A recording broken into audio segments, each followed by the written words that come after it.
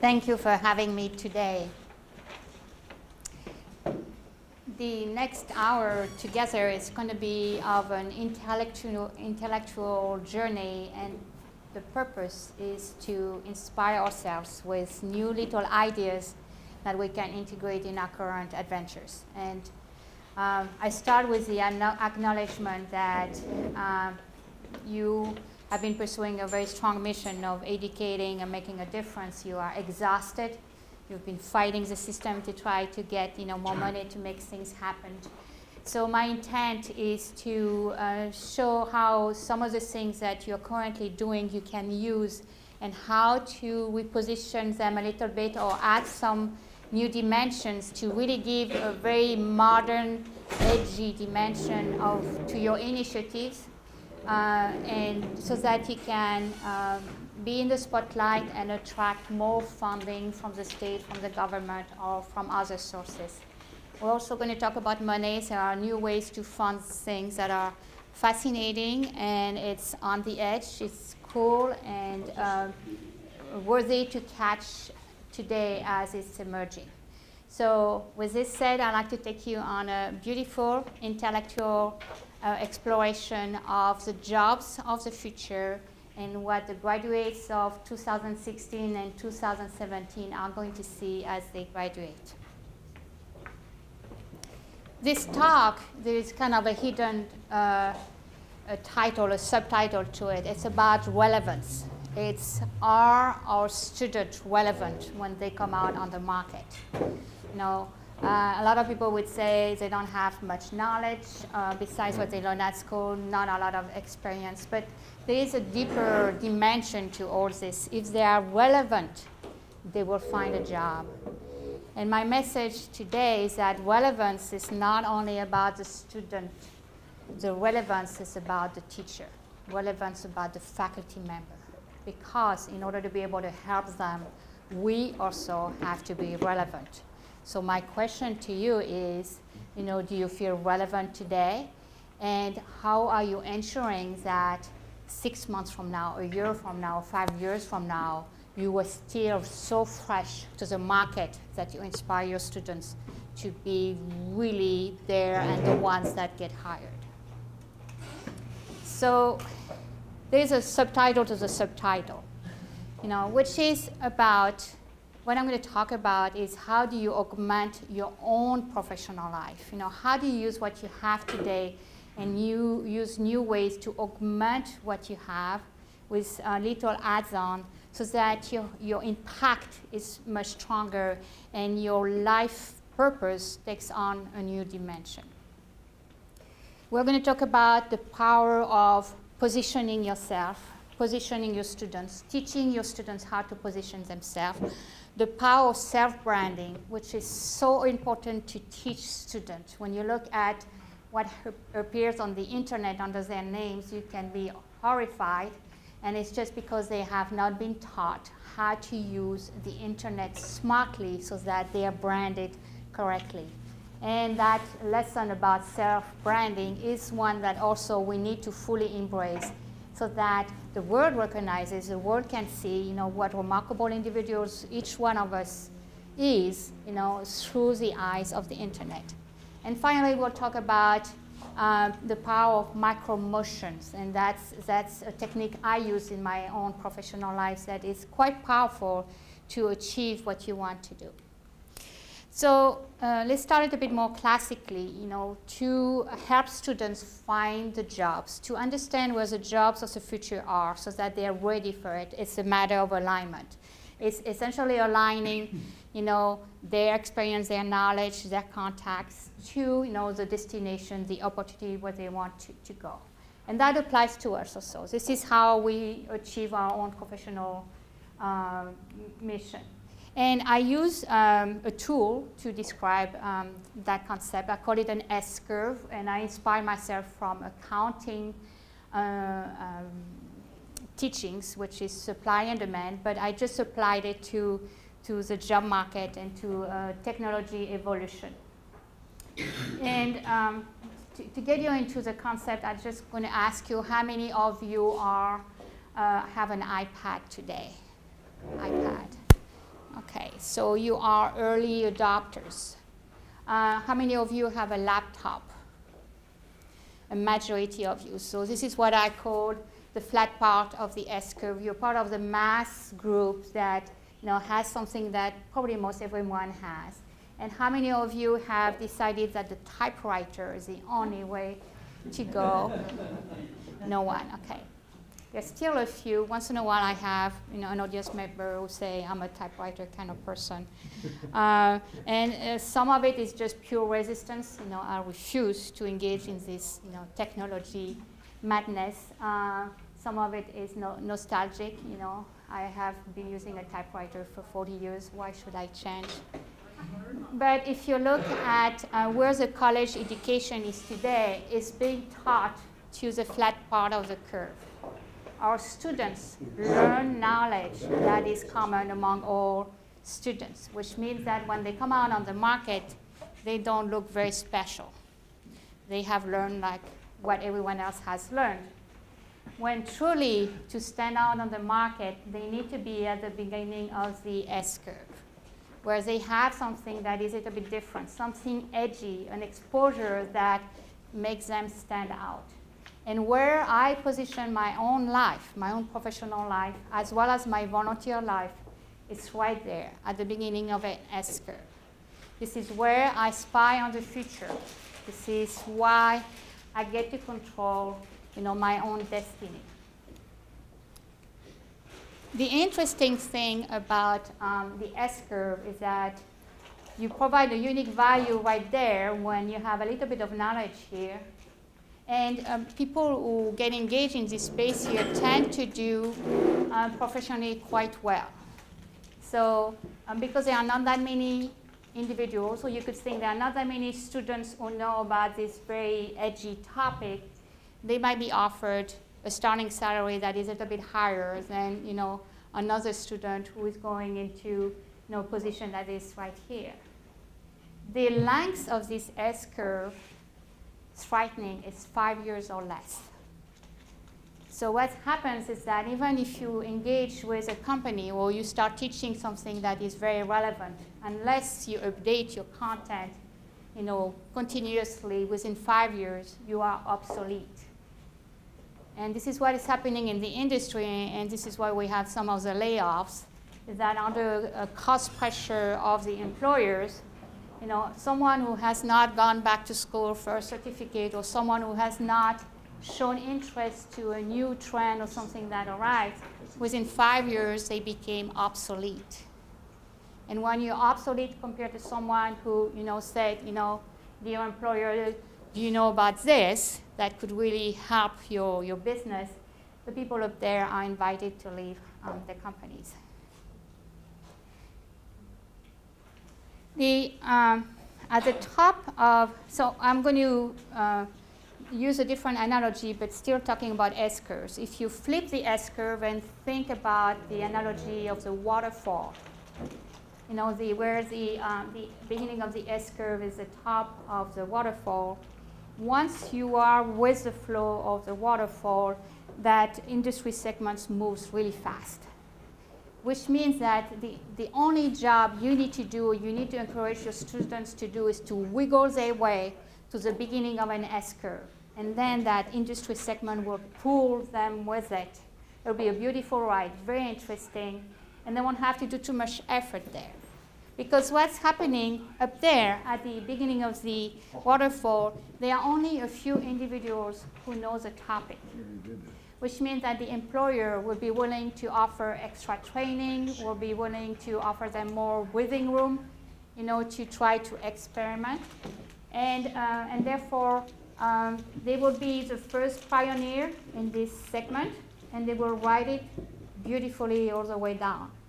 The secret is that at 2.5-year point, you have to figure out a way to reinvent yourself and catch a new S-curve. So you cannot stay status quo, and it's not you're thinking, oh my God, every 2.5 years I have to reinvent myself, I will never make it. It's not one of those major reinvention, lifetime crises where you have to redefine yourself. It's just a little movement. It's a micro movement that says, within this new edgy environment that I started, what is the next trend, what is the next aspect of it that I need to explore.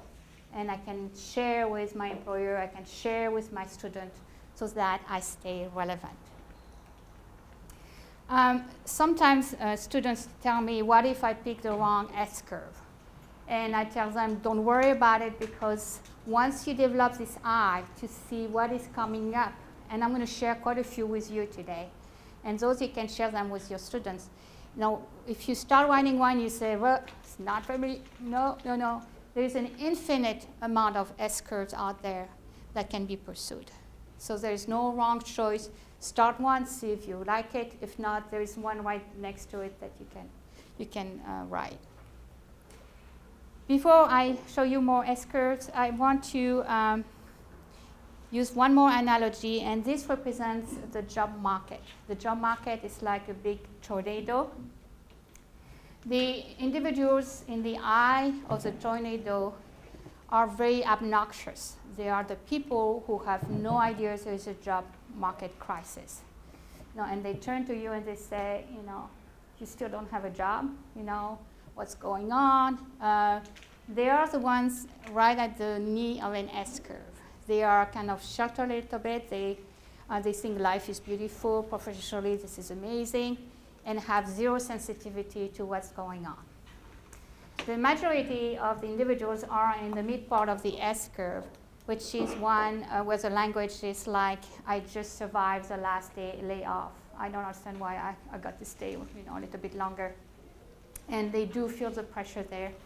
And on the outer part of the S-curves are the individuals who either became a little bit obsolete and were invited in mass as this tornado started turning much faster with the market crisis, or their company. This is often what happens, is that their company became obsolete and they had to leave.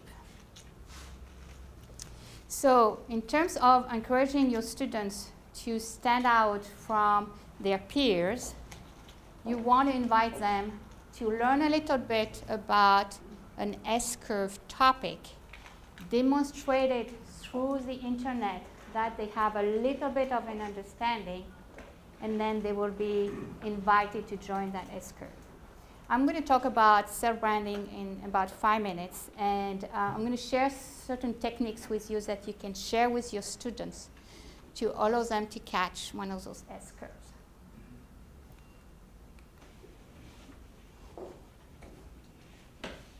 The way I manage my life is that I manage it as a portfolio of S-curves. And every time I engage into something new, whether it's a volunteer activity, a professional activity, or just helping someone, the only question I ask myself, is this at the beginning of an S-curve? Because I have a bandwidth problem. Love to help, but I want to help strategically. Don't mind to help individuals, but it needs to be something that serves me too long term. And therefore, I always think about, does it have to do with something that I can refer to later in my life and say, that helped me grow in this space that is an emerging space. So for instance, if it has something to do with aging of the population, it's an S-curve, and a beautiful S-curve. And so if it's someone who is asking to help with volunteer work to help the local senior citizen center, I will jump into the opportunity to be of help, because the learning I will gain from this is something I can feed into one of my S-curves. I have multiple S-curves. In fact, I have 7 S-curves going all in parallel. This is, today, I'm talking to you as my S-curve number 3, which is I'm a speaker to inspire people to develop this eye on finding the future, knowing what the future is coming. My number 1 is being at the University of Southern California. I work for a medical institute there, philanthropic organization. And then so I have multiple ones there, and the way I think it's a little bit like a chessboard, but mine is a Star Trek chessboard. So multiple levels. And what I look at is each one of those platforms is moving. The bottom one is the market, what the market wants. You know, I have one which is my personal life, my personal interests going on. And what I watch for is vertical alignment. The major breakthroughs in your life are when things align vertically. So for instance, I did some volunteer work for the hospice of the Conejo in Thousand Oaks. So this group deals with end-of-life issues. I work today for a medical institute, and my job is to evaluate the commercial value of medical innovations. I'm the only person in my workplace who fully understands end-of-life issues, and I bring this to my job, and this gives me a very unique identity. This is something I could market if I wanted to. So this vertical alignment is what makes me really unique. And I keep thinking about my life, you know, my husband's life, my daughter's life, all this. It's all in my head, you know, little elements on boards. And all what I do as I move forward, I think about what is a micro movement I could do that would enhance my professional life. So I just think about if I wanted to move one piece today, which one would that be? Micro movement. It might be something like, I should go get a book about this topic. You know, go to Amazon, find a used book on the topic, read the book. That was a tiny movement that really brought me some additional knowledge about something I didn't know, and that makes me a little bit more relevant. It could be at church, connecting with someone. You heard that there is a nurse who goes to church who is dealing with cancer patients, rare cancer. Okay. That would be, okay, it would be interesting to move that little piece here and get more insights as to what it is. Now, it could be organizing something at your school. So what this does is that it honors 360 degrees of who you are. And it allows you to express yourself completely without assuming that your job is responsible for honoring all of you. It honors me completely, and it evolves over time, and it keeps me fresh on a multiple of S-curves.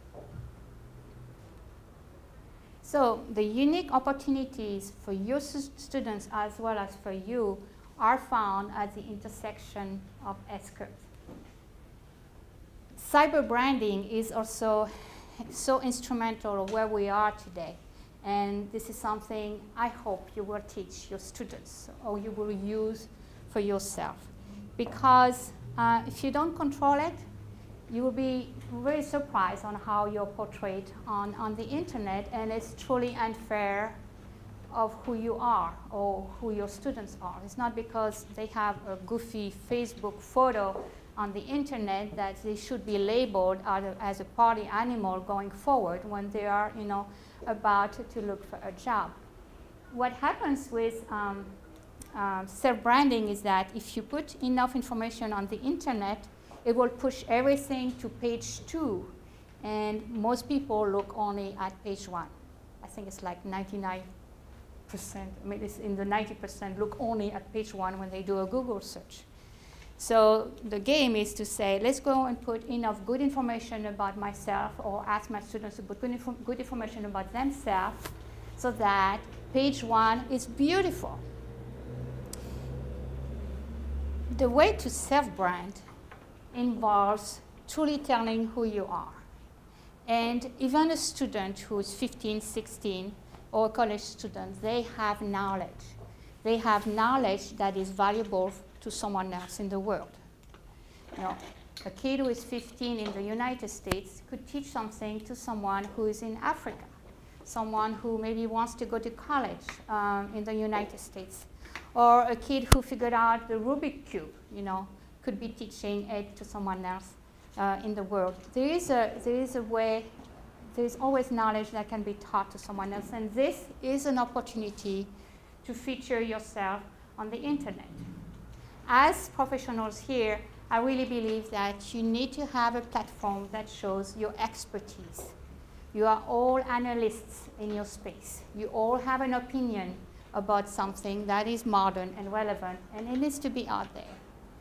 You should all have a consultant business card today because you have wisdom.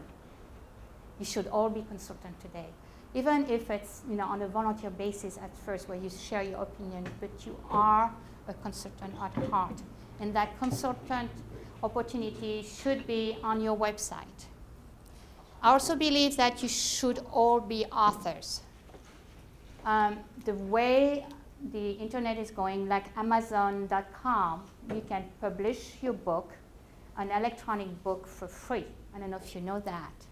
It can be as short as 1 page or as long as 1 million pages. And what you do, you describe a knowledge, whether it's your favorite way of cooking a certain recipe or how you were able to guide a student. There is something in you that is so unique that deserves to be shared out there. You don't have to worry about making money out of it to start with. The way it works is ebooks on Amazon. It's a PDF document that you upload there. You can sell it at 99 cents. You can sell it for free if you want it to be a volunteer charitable contribution. You can put $1 million on your book if you don't want anyone to read it. But you should all be an author, and I tell all the students that they should start writing immediately. It could even be a class project. You want them to write 5 pages that they PDF and upload to Amazon, and they could count this as volunteer work to the community at large, because they share their wisdom. But what it does, it creates a footprint on the internet. The internet is thirsty for content. There's many opportunities out there to write content, whether it's paid content or free content, or have a blog where they share their passion. And then, volunteer, if they do volunteer work for their communities, they should mention it on the internet, also through their blogs, through a tweet, through a Facebook page, but it needs to be out there. The way it works is that every time there is an entry on the internet, it's one line item in a Google search. It just takes about 20 entries to have a presence on the internet that looks really good. So we talked about creating an ebook. From my perspective, it's an amazing tool to create credibility. When on your resume you can say, as a student, I published a book on how to train a dog, or on how to wash my dad's car in 15 minutes, or how to mow the lawn the most efficient way. It's very powerful, and I hope you encourage your students to do that.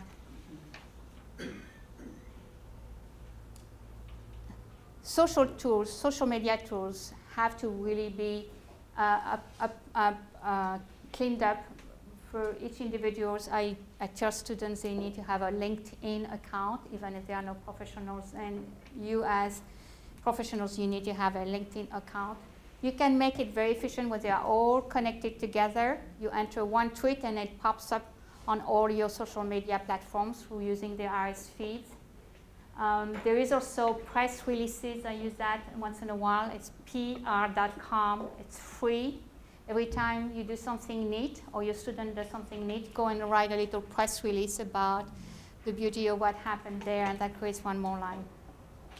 So there is no excuse, and from my perspective, there is no excuse for each individual to have a perfect page 1 of a Google search on your name.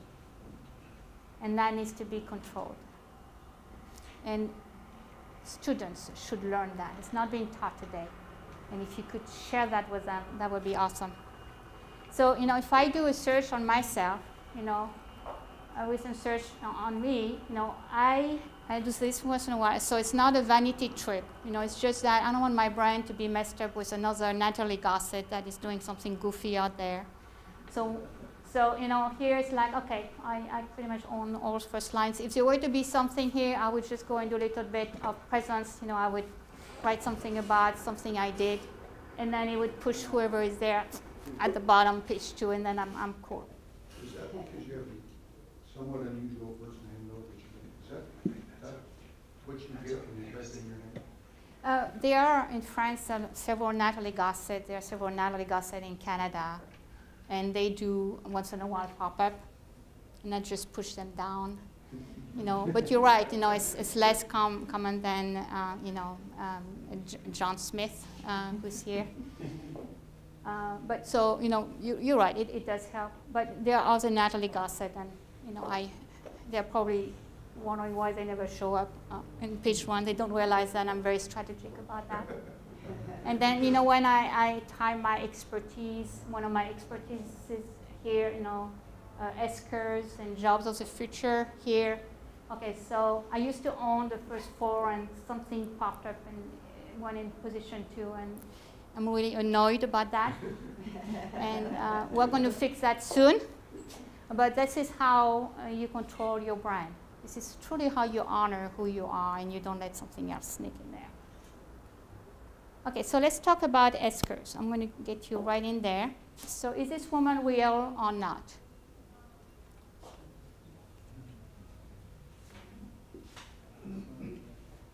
So she's not real. She's a robot. I'm going to show what she looks. I'm going to remove the skin. Okay, don't scream. That's what she looks like. Okay, so here she's in Japan. She's in the doctor's office, and she welcomes the patients. She said, "Please take a form. You know, enter your name right here." And the reason I'm mentioning her is because she is in the United States now. She's in Las Vegas, and she plays with you. And my advice is do not play with her, because she wins. She wins all the time. So, you know, humanoid robotics is entering our space, and this is an S-curve that is knocking at our door. This actress here, is she real or not? No, she's not real. She's computer generated. This is also, you've seen a few movies where the actors have been replaced with a computer so that you can put them in very dramatic situations and that would normally endanger someone. And so computer creating human experiences is entering our field. And in fact, there are databases of emotions that are being stored so that you just record the facial aspects of an actor, and then you feed it to the computer. So at USC, we have one of those machines, and it's pretty neat. It's a huge bubble with 250 sensors, and the actor goes in there, and all aspects of the face is recorded in terms of dimension and position, and then it's fed into the computer.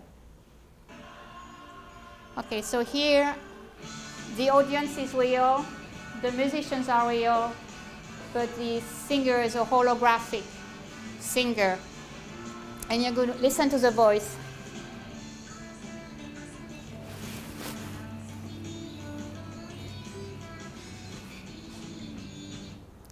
So Miku Hatsune is a holographic singer becoming quite popular. In fact, your students probably know this singer quite well. Holographic entertainment is entering our world, and in fact, it's driven by cost reduction because those singers have a lot less emotional problems. You can travel with them quite easily, and you can really make them do what you want them to do. So there's a whole industry now around Miku Hatsune that is in comic books and gadgets and T-shirts, and it's amazing how it's exploding. But if you are teaching a discipline that is close to the entertainment business, starting to teach about holographic entertainment is a beautiful S-curve to teach a student. This, by the way, this concert, the photos I have here from a concert in Japan, but they came to Los Angeles in 2010. And 12 singers, 12 holographic singers singing individually or as a team. So any class in business marketing, entrepreneurship, computer science, mathematics for modeling, human anatomy, physiology, game development, engineering, and anything related to art, cinematographic art or 2D drawings, 3D graphics, photography. All those classes could be placed at the beginning of an S-curve by starting to talk about some of those elements, robotics, holographic, computer simulation, to make them a little bit on the edge. And you could invite your students to write a paper or to demonstrate something at the beginning of those S-curves. So the revolution of digitalization is fascinating. I'm going to take you to another mind-boggling space, and I'm getting in that space myself, and it's a virtual world. I don't know if you've heard of, there are 200 virtual worlds on the internet that represent our own real world. And so let me take you, graduates. I have a daughter who's 17. We have a daughter who's 17-year-old and, likes to be on the computer. And when we ask her what she wants to do with her life, she gets very nervous. She's anxious. My husband is an engineer. I am an engineer. And her passion is art. And she's thinking, my God, I'm never going to live up to them. And I'm so excited for her because I know what the future is, and she's going to be so perfectly aligned with what's happening. But if you look at how they see themselves in the virtual world, your students are very successful. In fact, they don't have the emotional baggage that they have as humans because they can first design themselves in the way they want. Second, there is no parents behind to tell them what to do. And although you're saying, Second Life is one of those sites, secondlife.com, and this is Second Life. Please, you don't even have a first life, so get off the computer. But I really I encourage students to go in there because they can start living a life the way they would dream to live it in real life. And I really believe in inspiring from any position that can work for a student. And you can meet your student in the virtual world where they are successful and where they feel proud of themselves. Here is, these are kids who went and designed, a medical device to self-diagnose and self-cure. You can have a really cool life in there. You can get accessories that, are hip. You can start driving a car when you are 14 or 12, before you would be authorized in real life. Of course, there is, dancing and discotheques and all that. The reason I'm mentioning this is because the businesses are getting in this space. The demographic, if you look at the age of the people in there, so age 5 is a vertical here. This is age 10, age 15, age 25. This is a very young population, but it's aging, of course, 1 year at a time. And the businesses have been looking at all this group here that is coming at an age to buy stuff. And the amount of people that in the virtual world, the population is incredible. It's 320 million, age 5 to 10, 650 million, 10 to 15, 385 million, 15 to 25. It's an amazing group of individuals that are about to enter the purchasing power age. So what happens here is that the automobile industry is getting in there. They offer the kids the opportunity to drive their car of their dreams for free in the virtual world. Okay, so here's a 12 kid that has been driving a Ferrari for several years, in the virtual world, so when it comes to an age to be able to drive, what he's going to ask his parents to give him. He's going to say, I want one of these in real life. So the automobile is here, and you find some very unusual businesses. H&R Block is in there. Macy's and JCPenney are selling clothing in the virtual world. So not only you buy clothing in the real world, but in the virtual world you can buy clothing from there. Although there is an infinite amount of free clothing that you can get there. So Second Life is free to become an avatar in there. It's only if you want a piece of land that you have to pay, I think, $72 per year to be in that world. The computer industry is in there, pitching to the avatars an experience or so with their platforms. The defense industry is starting to get in there. The military is in there to encourage you to enroll.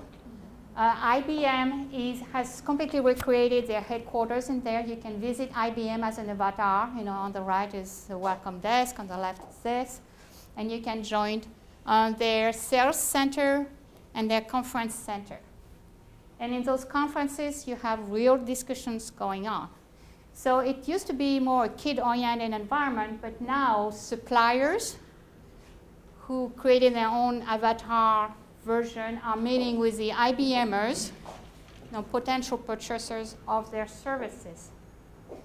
So we have business starting to go on in the virtual world.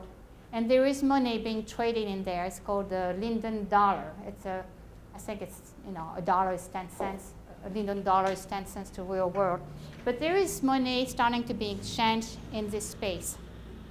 So when I talk to corporations about, whether virtual worlds will have a meaning for them down the line, I really recommend them to get in this space, buy a piece of land. You can buy a little island that hangs up in the air, right above IBM, if you want, and create a little stairs so that IBMers can go and see what you're doing up there and start developing a relationship.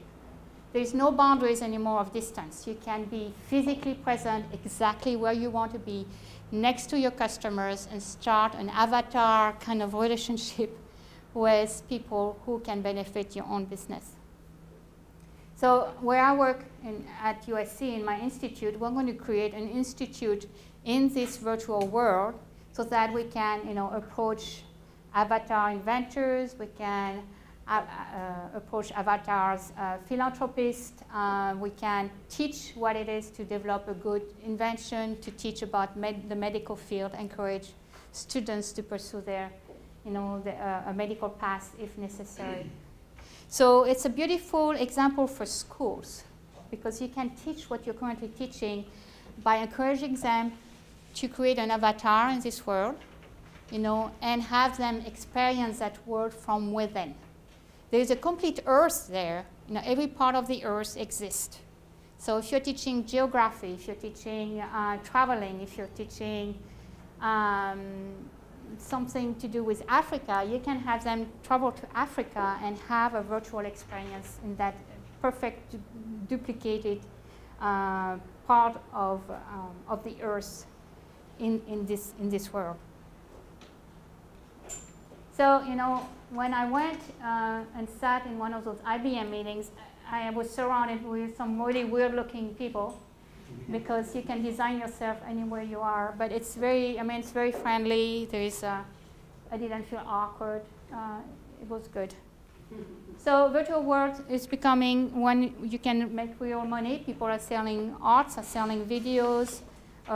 You can sell accessories. You can design special accessories. If you are teaching computer science, you could have them develop those accessories in this world and even create a little business if you can.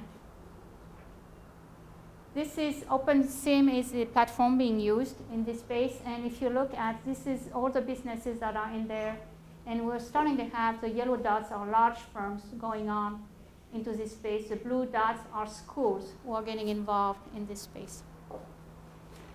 Okay, and the beauty of those virtual worlds is that they give you the experience. And that's a departure from what we had today. When the internet started, it was mostly to find information. You would Google and try to find the information. And then the Facebooks of the world started coming where you would create relationships, and start sharing information among groups. But today, we are co-creating through those virtual worlds, which means that you invite others to create ideas, create objects, to integrate them in your world.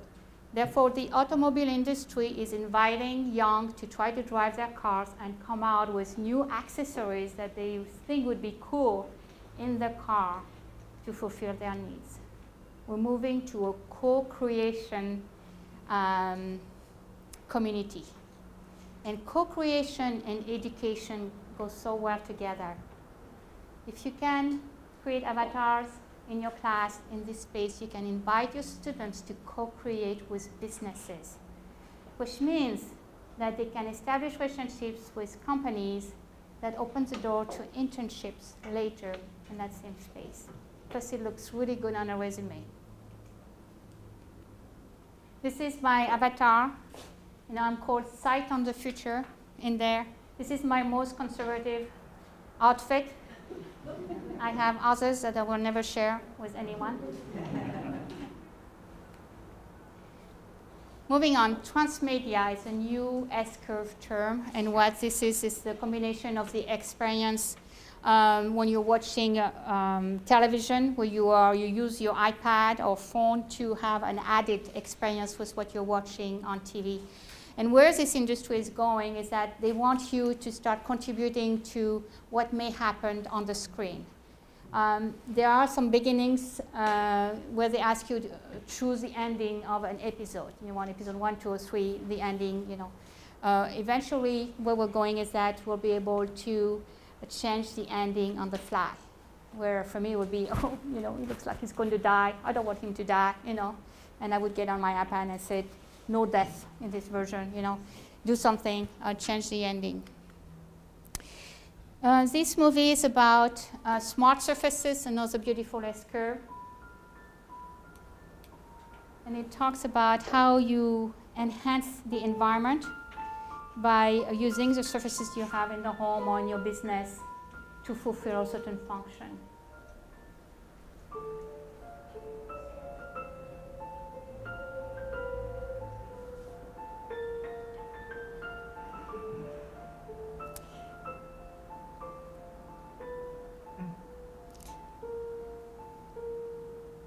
If you want to share that with your students, it's on YouTube. It's called A Day in Glass, and it's by Corning.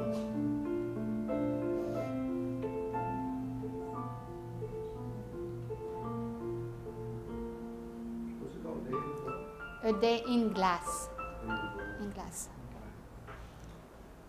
Okay, so the new jobs that did not exist before and are entering the market, what the graduates of 2016 and 17 are going to see is jobs that relate to the creation of virtual experiences that involve the integration of different media, and it really capitalizes on technical art. So digital art, animation, regular art, all this combines together and to create an immersive experience. And the smart surfaces kind of tie in this space too. Moving on, healthcare is a beautiful S-curve. In fact, it's longer than 5 years. It's fueled in the developed countries by the aging of the population, and also driven by the baby boomers who have empowered themselves to the cause of I deserve the optimal treatment. So it's no more one treatment will cure all. It's more like I need to have a specific treatment for myself because I just deserve it. One size does not fit all anymore. And what it is driving is the S-curve of predictive medicine. And what predictive medicine leads to is analyzing your DNA, your genetic makeup early in life, so that by the time you get, so that you can kind of predict what you could get, and you take a vaccine at age 10 so that at age 40 you don't get cancer or you don't get heart problems. So predictive medicine is nearly untapped. There's a lot of activities that need to happen there, and new types of jobs, which I will list in just 2 minutes. Knowing the future today is a little bit tricky. You can get your DNA, but you don't know what to do with it. It's tons of information, and because we haven't done the studies, we don't know whether that indicates a certain disease or not. There are going to be jobs, unregulated jobs that have to do with, let me guide you with your DNA or your gene or your protein map, and I can maybe give you some indication. It will be unregulated. It will probably be done through the internet. Send me a swab of your, the saliva in your cheek, and then I'll tell you, what you may get, and then everyone will panic. It's going to happen for a little bit, and then there'll be, regulation will step in and say, don't do that again. and put some boundaries on it. Preventive medicine is anything that has to do with the vaccine development. And vaccine is taken very loosely, but essentially is how can I deal with it early in life so that I don't have to go through the pain later in life. In this space, you have the field of the small. So, nanotechnology, biotechnology, stem cells are all in this space. So if you can get your students to get excited about those topics, they are riding, in fact, the S-curve of the aging of the population. And the new jobs that didn't exist before and entering this space is anything that has to do with disease prediction and gene analysis.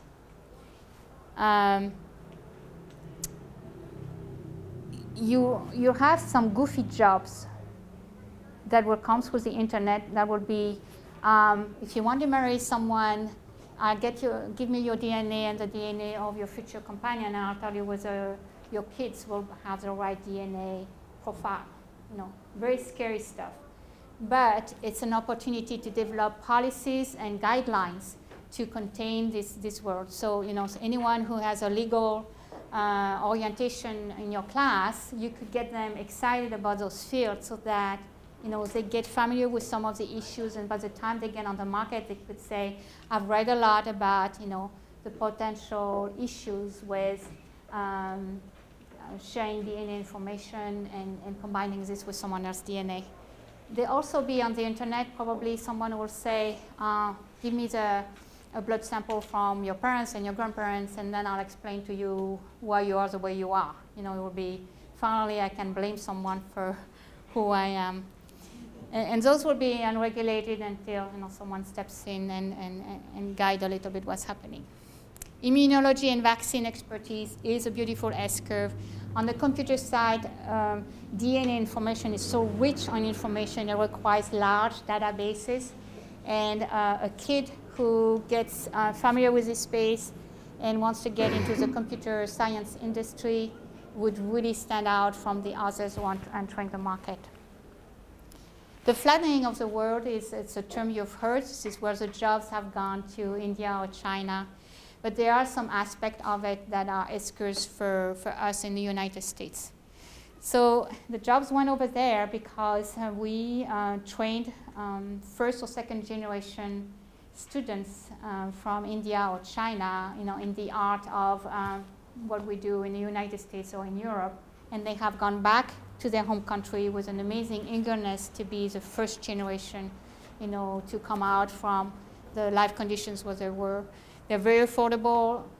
Where they're located supports a 24-hour, 7-day a week, 365-day a year kind of operation. And that has become a strong competition to American workers. Let me share with you this movie.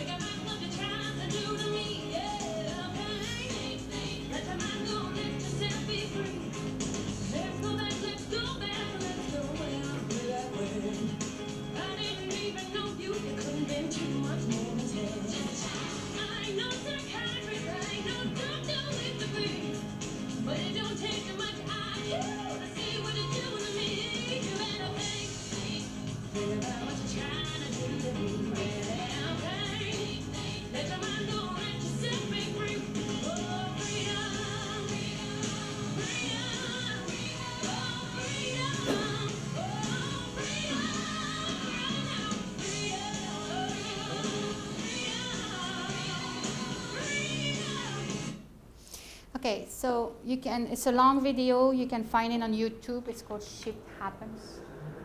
Did you know? So the S-curve in this space is medical tourism. And it's a beautiful one for colleges to tag on, because you can bring some of the courses you're already teaching and packaging the courses in a way where you are addressing the needs of medical tourism. What this is about is that the baby boomers are going outside of the United States to get treatments at an affordable price, and it's because of the crisis we have here with healthcare.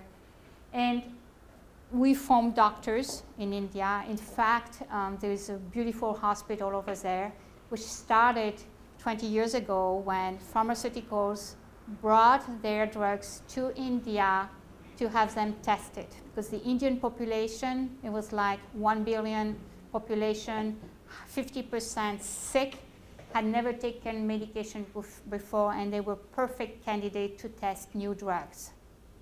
Okay, so it was not philanthropic at first. They went in there, but then they had to bring FDA to control their clinical tests, and then they had to create facilities. And so today, FDA has approved hospitals in India to be able to provide services that are equivalent to what we have in the United States. And as of a year ago, Medicare is paying for those services that are provided in India. So the way it's being packaged is that you travel with your family. While you're being worked on, your family is being entertained, you know, local parks, local things. So it's called medical tourism. The piece that is missing is that it's the good American voice, the trusted voice here. Because now they are pitching through internet sites saying, you know, please come, please come.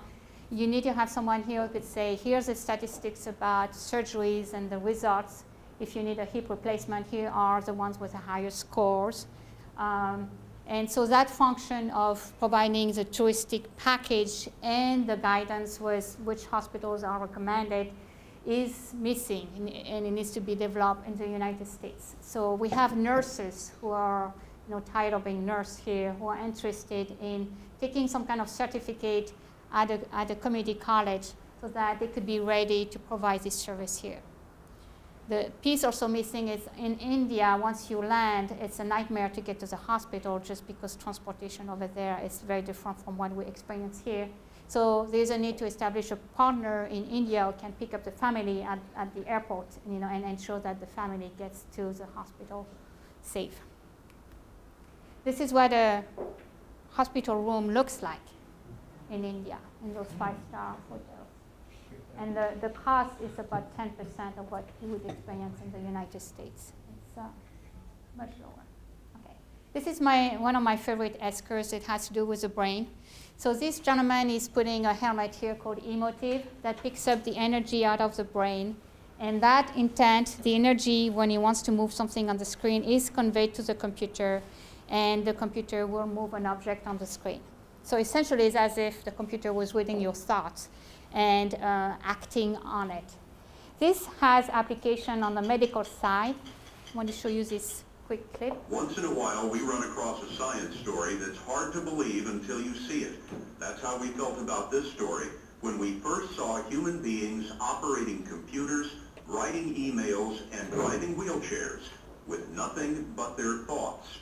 Quietly, in a number of laboratories, an astounding technology is developing that directly connects the human brain to a computer. It's like a sudden leap in human evolution, a leap that could one day help paralyzed people to walk again and amputees to move bionic limbs. Scott Mackler was a husband, father, and successful neuroscientist when he received perhaps the worst news imaginable. At the age of 40, he could run a marathon in 3.5 hours, but it was about that time that he discovered he had ALS, Lou Gehrig's disease. His brain was losing its connection to virtually every muscle in his body. The near total paralysis would also stop his lungs. Sharp as ever, but his body has failed. Doctors call it locked-in syndrome. Scott and his wife Lynn learned to communicate with about the only thing he has left, eye movement. He'll look at you for yes. Right. And for no. And for no, he looks away. Yeah. But recently, Scott found a new voice. Can everyone hear the PC? I apologize for the quality of the voice. Brain-computer interface, or BCI. He wears a cap that picks up the electrical activity of his brain and allows him to select letters simply by thinking about them. Then the computer turns his sentences into speech. I hate being helpless, and when other people put words in my mouth. Okay. So the ability to pick up brain energy to convert it into an action is entering different industry segments. And this is One of those helmets, Emotive, I think is sold off of the internet for $225 right now. I know that where we live in Ventura County, one of the schools starting experimenting with picking up brainwaves from autistic children to see if they could better understand what is going on. It's something that, in my mind, it could eventually enter the schools or the school programs to teach kids about sensor technology, programming with a computer, and also playing. It's fun to, get them to wear this and, see if they can pick up anger or something else on another emotion. And Emotive, the company Emotive, is also coming out with some games that are downloadable on their website. So in this space of brain technology, the business, marketing, entrepreneurship classes could tie there. Neurology, cognitive science, sensing technology, psychology, and it has to do with the industry. The stores are going to want to know if they can pick up your intent as you walk into a store, whether you react positively to a color, to an item, so that they can, bring more stimuli. The red dress that you seem to react so positively as you walked into the store is only $50, something along those lines. And so the psychology field is going to write this beautiful S-curve of helping translate brain energy into something that is practical, that they can translate into, an action, a commercial action. And legally, we're going to need policies in this space to guide this a little bit, because I can tell you, I don't feel very comfortable living in an environment where someone can pick up my brain waves, and suddenly feed something to me. I'm going to expect that there's a little bit of regulation around that, that protects me as the technology is being deployed. So, jobs that didn't exist before and entering this space is anything to do that involved with the brain-machine interface. The game development is right there. Mobile applications tapping into this space is going to be high. Robots, consumer habits analysis that ties with robotic actions. One that is already here, and you may have already 3D printers in your school, is this technology where instead of printing ink, you can print material layer by layer to construct a little 3D object. This market is driven by cost reduction also, because rapid prototyping up to now has been those little knives that remove material from a block of material. But what this does, it prints only with the amount of material that you need to construct the object. So it's a cost-driven opportunity. This is the most recent version of a 3D printer. Essentially, it dries the material as it takes it out of the liquid, and it has much more refined features to it. You can do some really, really cool objects. So let me flash to you some of the things you could print. So this is one print action. Complex objects like this, complex features. You can create mechanical parts. The fashion industry has entered the 3D printing business, and I'm sharing it with you because it's a very traditional industry. And Iris van Herpen, the designer here, is standing out today as a very edgy designer just because she decided to feature 3D printed clothes. I don't think it's wearable, but people acknowledge her as being a very modern woman. And it's a beautiful example of what you could do with a student, just getting a student excited on something edgy, even if there's no practical applications today, that student can really stand out. And you, as a teacher, if you were to bring something edgy, you would stand out as a teacher, even if it has no practical application immediately. So something else that I would never wear, doesn't look very comfortable. You can do shoes. Musical instruments are possible transportation. This man used a 3D printer and Google Earth to duplicate Stockholm. On the medical side, this company scans with a laser the shape of a leg, and it's fed into a 3D printer to create a prosthesis. You unregulated, you can feed your ultrasonic image into, you can send it right now via internet. They will print a plastic representation of the little one. In fact, you can do this at every possible stage. This comes in pink or blue boxes that look like little jewelry boxes. At USC, we print walls because the goal is to print one house in one day. It's not quite perfect yet, but they just got a big grant to figure out how to print this on the moon. From a more serious angle, what I get excited about for me in my field is the printing of organ using human cells. Same thing, you print them one at a time. We're very good at doing arteries. Ultimately, we would love to print a very complex organ like the heart. So it's going to be a long S-curve, probably 20 years to get there. What is in the hospital today in terms of 3D printing is they take your imaging information from your hips, they do a plastic version of it, and they mold the implants on the plastic version before they start the surgery. So it's perfectly molded before anything happens to you.